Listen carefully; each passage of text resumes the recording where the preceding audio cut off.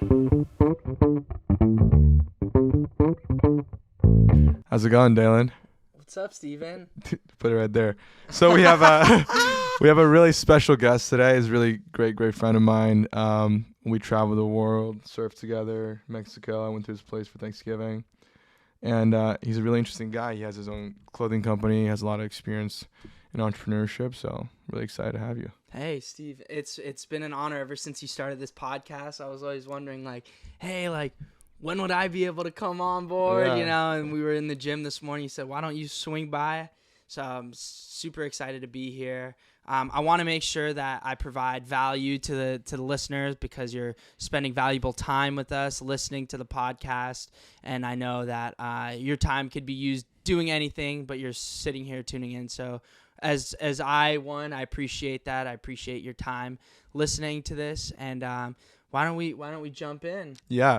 So obviously I know a lot about you, but a lot of our audience don't necessarily do. So you can start off maybe with a little bit just about yourself. Yeah. So I'm a serial entrepreneur, and what that means is that I've failed multiple times in the past and keep failing. Mm-hmm. So a little bit about entrepreneurship. You just gotta fail. I mean, I think entrepreneurship is simultaneous and synonymous with failure. If you're not failing, you're not learning. So a little bit about me: I tend to fail quite a lot, okay. And I like to learn from. I think it's growth if you're learning from the failures. So I'm born and raised from Florida, Boca Raton, Florida. Moved out to USC, California for college. Been here for 4 years now. And who knows where the journey's going to take us. We were talking about that in the car. You don't know where you can't plan out the future because you just don't know where you're going to end up. Exactly. Yeah. You can lay blocks out, say, hey, I'm interviewing for this position or whatnot, and I want to get this job. And that could be your future, but you don't know who your coworker is going to be, right? Mm-hmm. And who are you going to meet? What are you going to do? Exactly. And I think that's why, planning out. It's great to have long-term goals. Realistically, though, you really don't know where you're going to be in a year. Yeah. You really don't. So you're studying entrepreneurship as an emphasis at USC. Correct. Is this something that you've grown up always were interested in, or how did you start this journey? Yeah, it's actually funny. Going back to the serial entrepreneur phase of constantly failing, I was, I think, 10 years old. And I actually had a metal detecting business. So I was just fascinated by being able to go out onto public beaches using a tool that will help you find gold, literal gold that you could then sell and make a profit. Mm-hmm. And I was just fascinated by this. And I was thinking, how else can I play a twist on this? And I'm 10 years old, by the way. Right. So I started going to all the beach clubs with my mom and dad. And they're like, hey, this little kid's just trying to do some stuff. But meanwhile, I'm in my head, already You're thinking of it as a business. Exactly. So I had a service that people would call me up from the beach clubs if they lost their wedding bands or if they lost their sunglasses or just anything lost on the beaches. And I would come in and try my absolute best to find it. I don't think I ever found anyone's wedding band, but right. Then again, leading to this failure. But I did it for 6 months or so, and I just had a blast doing it. Finding people's rings and whatnot. I found a couple rings and pawned them off, made a little bit of money. So for me, it was right. Profitable from day one. And I was oh, this is awesome. So it's fully a business. You invested in the machine. You're putting the input is your time and manual labor, and then your output is potentially finding things and pawning them off. Exactly. Right? And then learning where's the best spot to find the little ring in the sand. But this is just a kind of a smaller example of this kind of entrepreneurial trait. What got you into that mindset of thinking about how businesses work and wanting to do something for yourself, right? Yeah, I think it comes from growing up in an entrepreneurial household. My dad has a business, as we've talked about in the past, and my mom's a life coach, so she has her own practice. So it's kind of always, we're doing our own thing. You need to do this as well. So from very, very early from the beginning, from the start, it was never handed to me. It was always you're gonna work for the things you want. Mm-hmm. So it was kind of motivating to be I want that new fishing rod. I'm gonna go sell rocks to kids at school. Something right, like something. I'm just gonna think of something like as a way to get what I wanted when I was young, and ever since, I mean, I had I was selling these little cable bites in high school for I would buy them from China for 4 cents a piece, something ridiculously cheap, and then sell it for $5-6. And it became this fad in our high school because everyone wanted to have the cute little cable bite. And I was Right. like, oh, I want the penguin. It was came in different things. How old were you when this happened? This was junior year of high school. It was for a class project. Really? Yeah, it was so much fun. It was a class project, and we had our whole class working on it, and they elected me CEO, so I was kind of in charge, and pretty much I was like, we got to target the lower school kids, the younger kids, because they'll be really stoked about it. And sure enough, once we started kind of in that little market, and we're dealing with $5-6 a piece here. It's not a ton. Yeah. And these kids would line up in the morning before school at 7:45 trying to buy our cable bites, and it was just I think we did something incredible. I think I don't want to butcher the numbers here, but you made some serious go. We made and it was a really cool class because we had investors. We're junior. This was an incredible class. We're 15, 16 years old, and we had investors, right? And it would be friends and family could give us $20 as that class. And we marked it down, and they were our investors, and we used that $20. I don't know, we had 100 investors. Probably less, but the kids in the class would go, hey, Ma, these kids want $20 for their class, and then at the end we gave the biggest return on the investment of the whole school's program from our thing. I don't remember what the return was, but I know it was I think if you put in $20, you probably got 50, 60 back. It just kind of depended. 3x. Yeah, and it was just funny because we're selling this ridiculously high margin item, and we just we were just.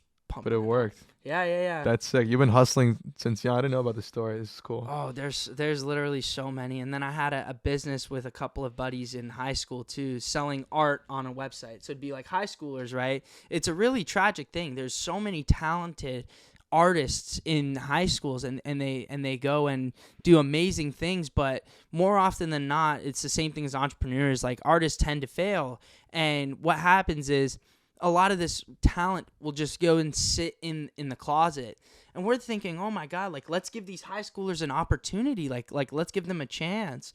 And so we set up a platform, and it was really funny because the target customer were parents of these school children, other parents. Yeah. So it was parents buying these students' artwork and hanging it up on the wall, and it was really cool because a lot of the artwork was beautiful. It was phenomenal.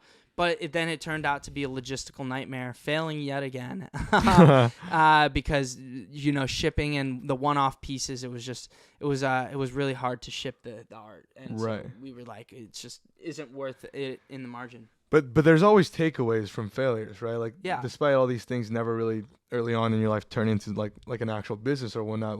There were takeaways. I'm sure. Yeah, and so the takeaway for that was we were pitching in a bunch of competitions, so I really honed in on that skill of public speaking. Is the thing that I learned a lot about. That's awesome.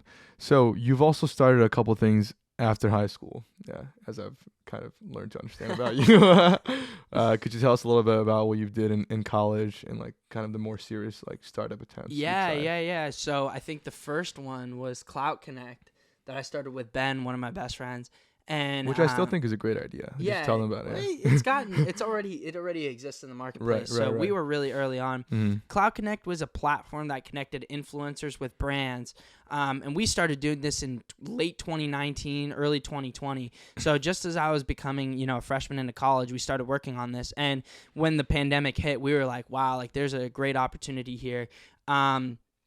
It ended up coming to be a funding issue. That's why we couldn't really get it. We needed to raise something like $70,000, and we only raised 15 of the 70. So we really couldn't build the whole product the way we envisioned it. But we had clients as Sephora, 10 Cent Gaming, GoDaddy, people that wanted to use influencers and have a management system for it. And so that was a really fun project I worked on. And I realized the power of LinkedIn. Oh my God. If you just write, like, pro tip for anyone who's listening this far into the podcast, if you go on LinkedIn and just filter out people from your school, you say, hey, I'm a young student. Can I just get on the phone with you and ask you a couple of questions about your business and maybe any solutions for problems you have? That was my thing. And then funny enough, like, the line that always worked for me was, I'm a college student, and I would send out a LinkedIn invite, and I would say, could I buy you a $5 Starbucks gift card for 15 minutes of your time? You say that to alumni or whatever. It would be like that. And almost like 99% of people would respond back. I had a crazy response rate. And people were like, oh my God, don't worry about the coffee, willing to get on the phone with you. There's this one lady who was like, great, please send it to my ad. I was like, what, dude? Okay, like, that's fine.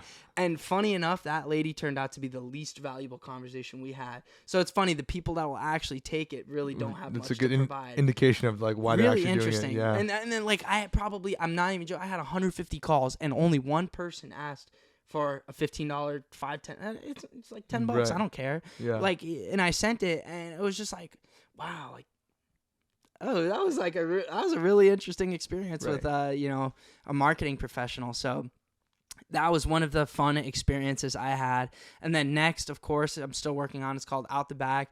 Who started it with Malachi, my roommate, and it's a surf apparel brand inspired by snow and surfing adventures that we already take. And I'm wearing some of the gear, the corduroy pants, and soon to be a crew neck hoodie, and that has been by far the biggest learning experience. This is probably the business that has had the most kind of money into it, the most buy-in, and we talk about this kind of idea of a sunk cost fallacy, right? Like, of like, oh, like, if you keep putting money into the business, maybe you'll be able to come out of it. And it's kind of one of those things that I'm so deep into the Out the Back that there's just no way I can quit. Right. You know, that's the way I look at it. And I think that's where entrepreneurs like really will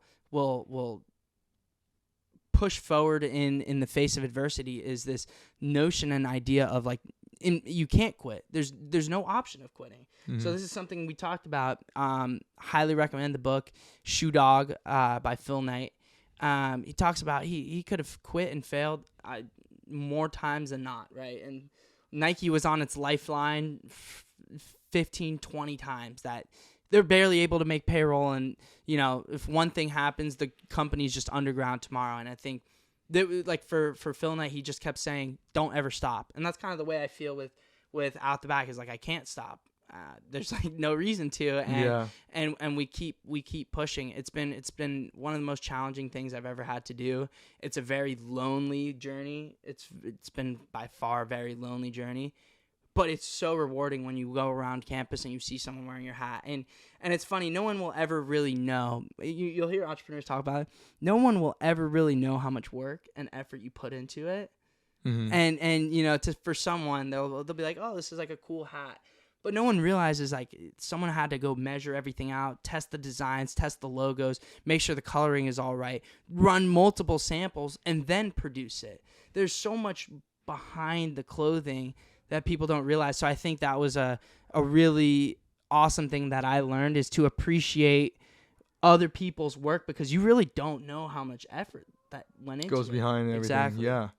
So it sounds like you've been a serial entrepreneur since the very beginning. Yeah. And it sounds like Out the Back has been, and I'm sure it won't be the last, but it's been so far the most like time involved, like money involved, and just serious venture you've been involved with. Mm-hmm.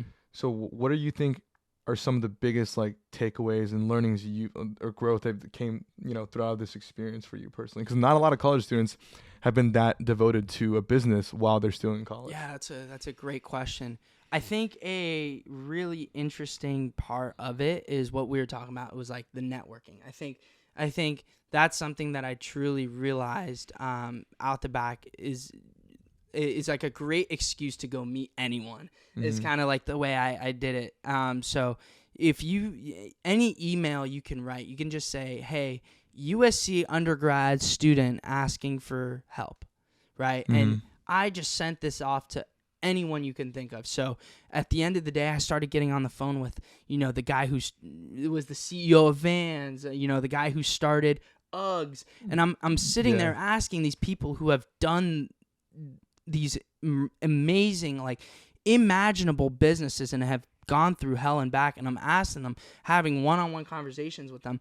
And I'm asking for mentorship. And I think that's one thing that I realized is like being able to say, hey, I'm an undergrad student. I have this business. Will you be willing to help? You wouldn't believe who you could get on the phone. It shows them that you're willing to put your time and effort and sweat and tears into something beyond just like your curriculum or whatever. Exactly. And willing to put like risk on the line. And exactly. That makes you like someone that they want to potentially mentor and coach. Exactly. And a lot of the time, like you have to be very cautious because you're essentially wasting their time. You as the undergrad have nothing to offer. Give them. You can't tell them anything. You have nothing to offer. You can't give them advice. You can't give them money. You can't give them network.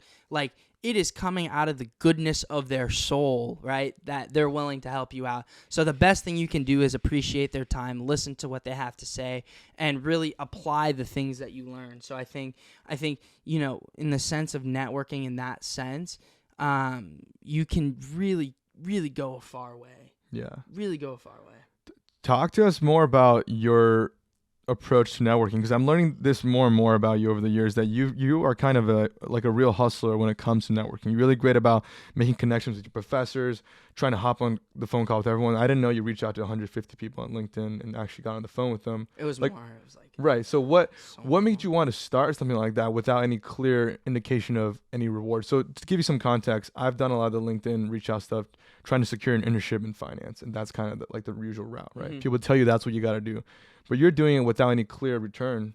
Like what is it something growing up, like whatever, when did you start that kind of habit, and what has that experience been? Yeah, I think I'm just crazy. I literally think. You got to be a little bit, right, with that kind of effort, but tell us more. I really love talking to people. I think everyone has an amazing story. You just have to look at any one of us without even knowing their name, or just even understanding who they are. They have amazing stories, and they have stuff that they've learned from their life. So what I look at is, hey, I like to reach out to people who have been very successful. And I ask like wild questions like, what's your biggest regret? Right? I'll be asking stuff like that. Are you really happy? Trying to get a sense of and like apply it to my own life. So really asking kind of like all these different types of questions. And I think the whole purpose is to really understand what life is all about. That's what I think it is, right? And when I meet so many different people, you really get a wide sense of like, oh, wow, like this guy made $1 billion, but he's unhappy as can be.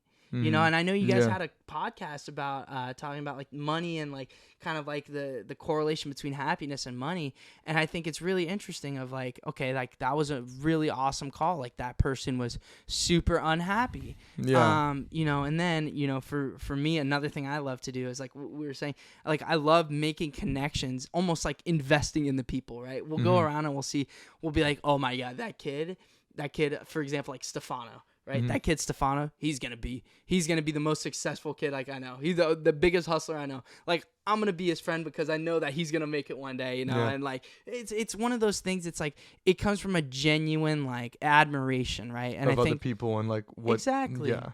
And so there's that class that Colin Goggins and Garrett Brown, I believe, they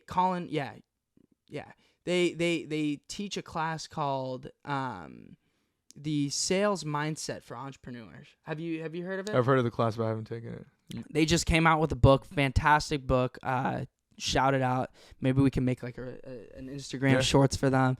But they teach this class, and it's all about when you're about to meet someone, even if you're selling or just whatever, find 4 things that you love about them. Because if you look for the good, you'll find it. Right? Even if you're talking to just someone who's a negative Nelly, you might be like, wow, they did this volunteer work 30 years ago. You're like, but hey, that's something admirable about them. Right. So I think one of the ways I look at networking is let's find something that this person is beautiful for, and really like understand why they do that and who they are, and really see if there's like a connection there, right? Yeah. Not everyone I talk to I'm gonna be friends with, but I will for sure always be nice enough to them, and always if they ever reach out to me and like need something, always helpful. It seems like you have a pretty open mind to your approach about meeting people too. Obviously, you try to talk to like really successful people and try to get their perspective, but you're also really open minded talking about just to random people in the streets and whatnot. Like I remember that class, or that sales, like how to drive customers to your business, like lecture we went to.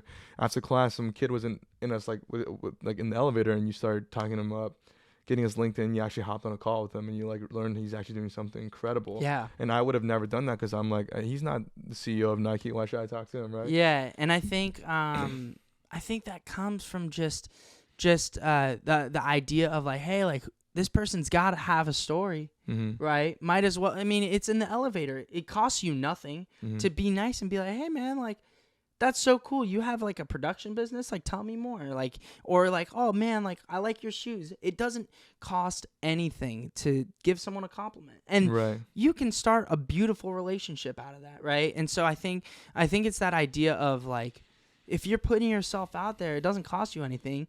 Sure, I've been embarrassed so many times where I've been like, hey, like, your water bottle, is that from Tahiti? Like, I've known that logo, and they're like, no, it's not. I'm like, Rejected. Yeah, it's like rejection, right? Right. I've been told no so many times, but it's like, hey, like, I don't take that personally. Like, if you don't want to talk, that's okay. Like, you're that same kid digging for wedding bands with metal detectors. You never know what you're gonna find, right? Exactly. I think it's that like uncertainty that I really love. You really never know what you're gonna find if you get on the phone call. Sure, it'll be you'll get on the phone and someone will just be like tooting their horn the whole time, right? And you don't get anything out of it, and it's like, okay, like, great, I understand who this person is now, and like, there's 8 billion more other people out there. Just think about that, 8 billion. You can't even fathom that number. Exactly. Are there any from the 150, 200, whatever, however many people you've networked with through LinkedIn or just from the professors, anything in particular that you found to be important lessons you learned from the whole process of being that open, or just lessons you learned from them or talking to them? Like, what were some of your biggest takeaways from that? Yeah, man, that's a good question. I think when I was doing the LinkedIn outreach, it's really hard to be personable on LinkedIn, because you're talking to a complete stranger, right? And you try to find any sort of connection, right? In the sense of exactly what school, what hometown, like you're just trying to kind of connect to this person instead of it just being like John Smith from Apple. Like there are 100 million people named John Smith. Ooh, probably way too big of a number. But I think the biggest thing that I learned is just be like vulnerable, be like open, you know. Every conversation I had, you know, with Out the Back is, hey, I'm struggling with this. Like, what do you think about my position? What would you do in this position? Right? I never ask for anything. I'm never like, oh, like, do you want to put me in contact with your marketing team at Vans so I can make this awesome movie? I've never asked that. But what I ask is saying like, hey, this is my position. What do you think of this? Right? And I think people are so caught up in trying to be perfect and looking perfect for other people that they lose this sense of vulnerability, right? So I'm always very vulnerable out there, because at the end of the day, if the guy gets up and hangs up the phone and he's like, that kid's a clown, he's never gonna make it. Like, I don't take that personally, right? Like, I don't feel that way about myself, so I'm not gonna be upset about that, and I'm gonna go call the next guy and tell him the same thing, that this is what I'm struggling with. Like, what do you think? And so I think one of my favorite things would be to like talk to 10 different people about the same topic, and you'll hear some really wide, like way far out ideas and thoughts. Right. But then you can really consolidate like kind of like an average and be like, okay, this is probably the best way to take. Yeah. Right. Based on the whole fluctuation. Exactly. Like, here's the medium. This seems to be the thing that's the right advice, and you take it and you try it out and you realize it's good enough. And for those of you listening to that go to university or go to school, your teachers and professors are some of the biggest assets and help that you have available. if you're at a university, a higher education university, each one of these professors has made a career doing something, and they know people doing other things. So you can utilize your professors, because the reason, generally speaking, the reason they are teaching is because of the love and the wanting to help the young, right? Wanting to help the next generation. So, if they're saying, hey, like, they'll be more than happy to put you in contact with someone, or even like get you a job, or you really never know where it'll go. So to give some context for the listeners, like, everyone knows that, like, talking to your professors is one of the best things you can do while you're a college student. But I feel like you've taken that to, like, another level at some point. Oh, I'm ridiculous. So you made a bet with one of your professors that you would show up to every single office hour the whole semester. Yeah. And what are some of the things that you did, like reaching out to these professors? We like help you work out with one of your professors, and you help him move his furniture, like, and you grab lunch with these people. You're really taking it to the next level. Like, what has that process been like? I think it's just the thought of standing out. And I honestly, the way I look at it is they're giving me their time. Time is the most valuable asset in the human race. Mm-hmm. They are spending their time to teach me. I need to be forever grateful for that. It's a beautiful thing. So if my professor's like, hey, like, I need you to help me move this TV, I'll be right there for them. I think that's hilarious. Spend some time, hang out with the guy. But more importantly, what I do a lot. You always have to handwritten thank you cards. And show some effort and appreciation beyond just handwritten key. And the other thing is, instead of doing it at the end of the semester, do it at the midpoint. Say, thank you so much for this amazing class so far. Because at the end, it's kind of checking a box. It's like expected. Oh, like, I'll have students give me their cards like at the end of the semester. Like, no, I do that. I did that a week ago, and we're like in the midway point. I also got the professor a bottle of wine because he let me take my class. He let me take my test a week later. Mm-hmm. So, like, doing like little things like that. I'm like 100% sure this guy has never gotten a bottle of wine from one of the students. And he was like taken away. I'm like, it's such a simple thing, I stopped, spent $15, $20 on my way to class, brought it with him, wrote a letter. It doesn't take you that much time, right? And to make that impact is crazy. I'm sure. Like crazy. Yeah. Another example was there was an accounting professor, right? And I'll just always like keep these things in my head. Like, okay, I did this for this person. And you just never know. I might end up calling the guy and be like, hey, like, I need to hire an accountant. Do you know anyone? And like, I guarantee you this professor will go and try his best to find the best accountant for me. Yeah. Right? So it's kind of like one of those things. It's like, that's the kind of the way I think is like, oh, like maybe one day if I ever need some help from this professor, like he'll be willing to help me out. Right? And I'll tell you this one last story with him. We were on the phone, and it was like one of the last days. It was all on Zoom, so I never even got to meet the guy. Mm-hmm. So it was insane that I made this connection with him. And just like we were all hanging out, and we all got an email. It was toward the end of class that he had won the Golden Apple Award, which is like for USC. It's being one of the best professors, and it was like his 7th one. It's the highest like teaching award. Exactly, and he was retiring that semester. So I like stayed on, and I just like was like, hey, like, you did it, man. That's awesome. Like, how does it feel? And just like asking that, he started breaking down, crying, and like he just ended the Zoom. Like, he's like, I'm so sorry, I gotta go. And I was like, what? What the heck? So I wrote him an email, and that email I wrote him, it was only like 3 sentences. It was like, we're like super proud of you. There's no one else that would deserve this award. Like, congratulations. And he talked about this email with his wife, his family, and he told me about this. And like, I had the pleasure of meeting him in person, and I didn't realize how much of an impact just that email made on him. Just showing a little bit of appreciation. He gave me a hug when I first met him in person, and I was like, I couldn't believe this all happened over Zoom. I never met the guy in person. So, that guy, he's really, really nice professor. And he'll text me and be like, hey, I'm in LA. He's retired now.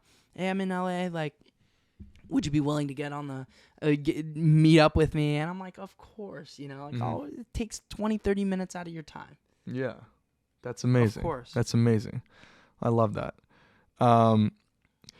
talk a little. We talked a little bit about this the other day, but you sort of have some beliefs about how like things and coincidences happen in life, and how people come together later in your life, and that might sort of tie to your point or your habit of like trying to meet as many people as possible and tie things together. Like, could you talk a little bit more about Sure. that? Yeah. So again, I'm not a guru of any sorts, and these are my beliefs only. I really don't believe in coincidences, right? I At all. Everything happens for a reason. I think it's all synchronicities, right? Mm-hmm. You know, you've ever had, I'll ask you a couple questions now. You ever been thinking about someone and they call you like weirdly at the same time you're thinking about them? A couple times, not like every other day, obviously. So but that's a synchronicity, maybe right? a few times. That's a synchronicity of your, I believe, like your soul, your body sending a message out to the universe saying, hey, like, I want to talk to this person. And and it's funny because other people will receive it. Like they'll be like, oh, like I was thinking about you too, right? Like it's like that's why I called you, you know? Right. It's like, how you doing? So for me, whenever I think of someone, I'll just shoot them a quick text, right?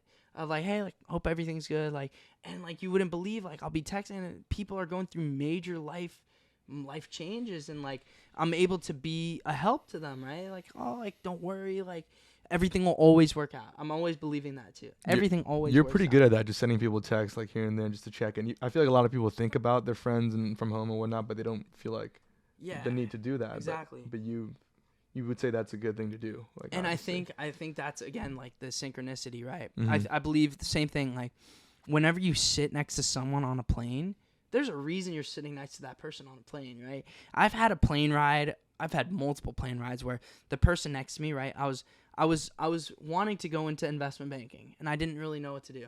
Mm-hmm. I'm sitting next to me, and this dude is an investment banker that's just quitting his job to go into BlackRock PE, like as sick of a connection as you can get. And we spent 4 hours on that plane ride just talking with each other. It was on the way back from Costa Rica. I got the guy's like phone number, name, whatever. And you know what the best piece of advice he said? What? Don't do it. Don't do it. And like because of that plane ride, I was like, I don't want to be an investment banker. He told me how miserable he was and how he wouldn't wish it on anyone. And he's like, you know, asking questions about me, and he's like, please don't do it. And it was really because I sat next to this guy and was just like, I literally turned to him and go, how's your day going? Like, good. Yeah. And people will be like, great, put the headphones in, don't look at me. Don't talk to me, don't look at me. And that's fine. But again, you're opening up that opportunity for conversation. Yeah. If you can get past the whatever negative comes from that little bit of rejection, there's so much gold that can be found by, you know, saying hi to people and giving them a compliment, right? Exactly. Yeah. Exactly. That's awesome. So I think that covers a lot of it, but to sort of end on this podcast, I want to talk a little bit about like your plans going forward with how you see your career in entrepreneurship going, and sort of some of your beliefs about entrepreneurship in general. Yeah. Who knows? No one knows, right? Can you tell me what I'm going to be doing in a year? No clue. I don't think any of us can. And I think that's the most fun part of the whole journey. Mm-hmm. You don't know where you're going to go. So why spend time in the present moment worrying about it, right? Mm-hmm. That's kind of the way I look at it. So I know I'll have ideas. I know I'll be creating stuff, right? Mm-hmm. I don't know what it'll be yet. Mm-hmm. But right now it's out the back and I'm having fun with it, right? Mm-hmm. So I think, you know, as we've had a couple classes with Dave Belasco, wonderful professor at USC, also has like 10 Golden Apple Awards. Like it's insane. One of the reasons we started this podcast. Yeah. He talked a lot about this idea of being a freshman again, right? And a couple other professors and mentors have talked about this idea of like transition, right? So you have this, right? You're in middle school and you transition to being in high school, and you're a freshman again, and then you become a senior, you become comfortable, and then you're a freshman again in college, and then you're a senior, you're comfortable, you've made your friends, and then you're a freshman in the workplace. So I think it's this constant change is very nerve-wracking and can create a lot of anxiety. But I think that's the fun in it, is like, all right, let's jump into this new freshman phase. Like, let's start over. Let's see what the world has to offer, and like take advantage of everything that comes your way, right? You're always attracting like different things, right? You'll be, I don't know, like you'll be like, you'll be in New York, right?